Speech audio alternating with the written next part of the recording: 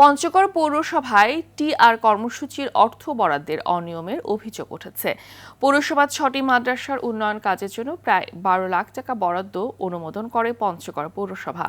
অনুমোদনের ১ বছর পর হলেও দৃশ্যমান কোনো কাজ হয়নি কয়েকটি প্রতিষ্ঠানে। বিষয়টি খতিয়ে দেখতে তদন্ত কমিটি গঠন করেছে পৌর প্রশাসক। পঞ্চগড় প্রতিনিধি মোহাম্মদ হারুনুর রশিদের পাঠানো তথ্যচিত্রে বিস্তারিত জানাচ্ছেন সাকিব আল হাসান। ৪ গুণ শক্তিশালী এনজাইম ও অধিক ফেনা সমৃদ্ধ অরিক সিলভার ওয়াশ মাত্র ৭০ টাকায়। গত ২০২৪-২৫ অর্থ বছরে গ্রামীণ অবকাঠামো রক্ষণাবেক্ষণ টিআর নগদ টাকা কর্মসূচির আওতায় ৬টি মাদ্রাসা শিক্ষা প্রতিষ্ঠানকে উন্নয়ন কাজের জন্য ১১,৭০,০০০ টাকা বরাদ্দ দেয় পঞ্চগড় পৌরসভা।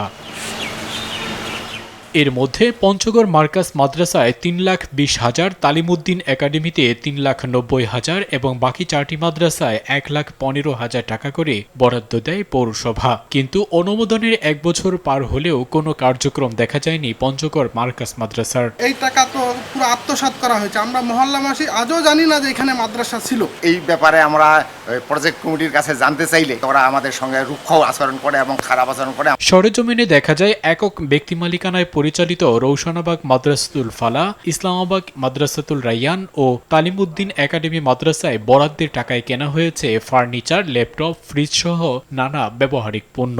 ক্ষুব্ধ প্রতিক্রিয়া জানিয়েছেন অনেকে। একতলা দ্বিতলা বাসা ভাড়া নিয়ে এবং এক একটা ছাত্রর ভর্তি ৬,০০০ টাকা বেতন নেয়, হচ্ছে যে আপনার ৪৫০০-৫,০০০ টাকা, এগুলো দিয়ে আপনার প্রতিষ্ঠানগুলি চালায়। কিন্তু এগুলো প্রতিষ্ঠানে কিভাবে করে সরকারি অনুদান পায়? চাহিদাপত্র অনুযায়ী এসব পণ্য কেনা হয়েছে বলছেন বরাদ্দ পাওয়া এই মাদ্রাসা পরিচালক। আমরা সম্পূর্ণ পরিপূর্ণ অর্থ আমরা এই জায়গাতে আমরা খরচ করেছি এবং আমরা কি খরচ করেছি সেটা আমাদের কাছে মাদ্রাসার অফিস ফাইলে আমাদের সেগুলা সংরক্ষিত আছে। পৌর প্রশাসকের নির্দেশে তদন্ত কমিটি গঠন করা হয়েছে বলে জানান এই কর্মকর্তা। আমরা একটা তদন্ত কমিটি করছি। তদন্ত রিপোর্ট ৩ কার্য দিবসের মধ্যে দিতে বলা হয়েছে।